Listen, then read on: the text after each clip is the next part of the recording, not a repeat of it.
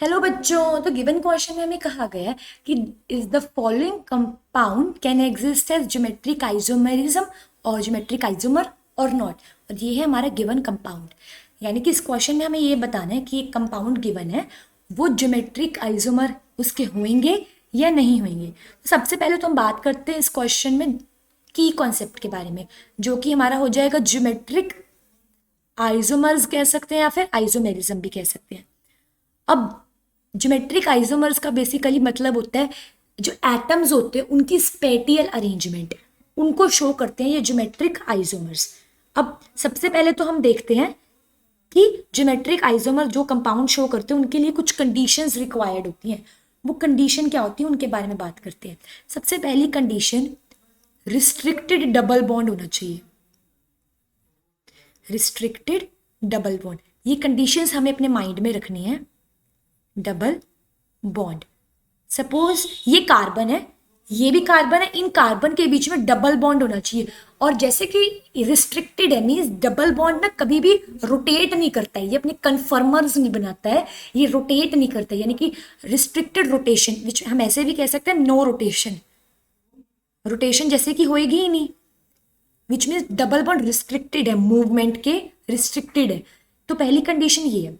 दूसरी कंडीशन, अब ऐसे कोई डबल बॉन्ड प्रेजेंट है, अब यहाँ पे दो बॉन्ड तो बने हुए हैं हर एक कार्बन के, अब यहाँ पे दो बॉन्ड और भी बनाएगा दोनों कार्बन अपने अपने, तो यहाँ पे कोई भी ऐसे सेम नहीं होने चाहिए। जैसे ये ए सेम हो गया किसी एक कार्बन पे, ऐसे अटैच्ड एटम सेम नहीं होने चाहिए।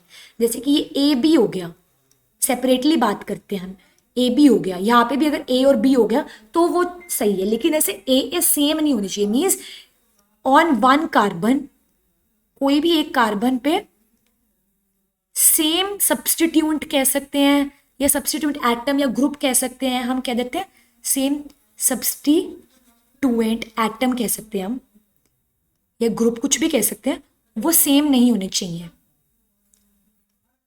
अब बेसिकली ज्योमेट्रिकल आइसोमर को दो तरीके से क्लासिफाई कर दिया जाता है। सबसे पहले होता है सिस, अब सिस होता है सबसे पहले, और दूसरा होता है ट्रांस। इन दोनों में एक चीज कॉमन होती है कि जो सब्स्टिट्यूएंट एटम या ग्रुप होता है वो कॉमन होनी चाहिए, सेम होनी चाहिए। सपोज यहाँ पे ए है, सिमिलरली यहाँ पे भी कोई ए अटैच है, यहाँ पे बी है या यहाँ पे भी है।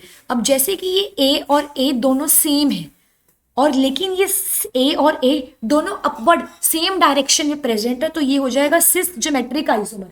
सिमिलरली अब ये सी सी डबल बॉन्ड में यहाँ पे ए है, सिमिलरली यहाँ पे भी ए है, कॉमन एक हो गया एटम, एटलीस्ट एक कॉमन एटम या ग्रुप होना ही चाहिए दोनों के ऊपर, वो हो गया ए। अब सपोज यहाँ पे बी हो गया, यहाँ पे भी बी हो गया।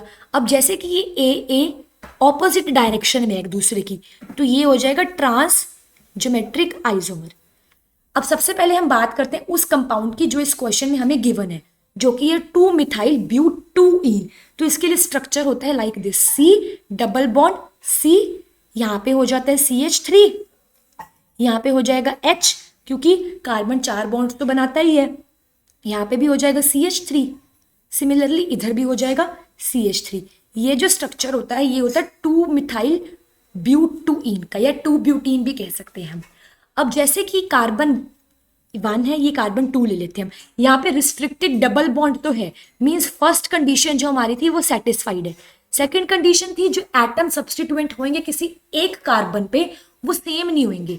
अब सबसे पहले हम कार्बन 1 पे देखते हैं, जो डबल बॉन्ड पे कार्बन 1 है, ये वाला, यहाँ पे सब्स्टिट्यूएंट ए और बी है, मीन्स ये डिफरेंट है, ये डिफरेंट एटम या ग्रुप कह सकते हैं अटैच्ड है। मीन्स कार्बन 1 पे तो वो कंडीशन, सेकंड कंडीशन हमारी सेटिस्फाई हो रही है, लेकिन कार्बन 2 पे अगर देखते हैं तो सेम ग्रुप्स अटैच्ड है, ये भी CH3 है, ये भी CH3, ये दोनों सेम है, विच मीन सेकंड कंडीशन हमारी सेटिस्फाई नहीं हो रही, क्योंकि दोनों कार्बन जिनके बीच डबल बॉन्ड होता है, जिनके बीच रिस्ट्रिक्टेड डबल बॉन्ड होती है, यानी कि नो रोटेशन होती है जिनके बीच, उन दोनों कार्बन के ऊपर डिफरेंट सब्स्टिट्यूएंट ग्रुप होने चाहिए, लेकिन यहाँ पे कार्बन 2 पे तो डिफरेंट नहीं है, ये सेम है, विच मीन्स यहाँ पे सेकेंड कंडीशन फॉलो नहीं हो रही, जो कि ये थी। विच मीन्स जो ये कंपाउंड है हमारा, ये ज्योमेट्रिक आइसोमेरिज्म शो नहीं करेगा, यानी कि इसके ज्योमेट्रिक आइसोमर्स नहीं होंगे। क्योंकि ये पहली कंडीशन तो फॉलो कर रहा है रिस्ट्रिक्टेड डबल बॉन्ड की, लेकिन ये दूसरी कंडीशन फॉलो नहीं कर रहा क्योंकि इस पे कार्बन 2 में दोनों ग्रुप सेम है, CH3 और जो कंपाउंड शो करता है ज्योमेट्रिकल आइसोमेरिज्म वो दोनों कंडीशन को फॉलो करता है और ये नहीं कर रहा, विच मीन्स ये ज्योमेट्रिकल आइसोमेरिज्म शो नहीं करेगा. Now I hope you all understood this question. All the best.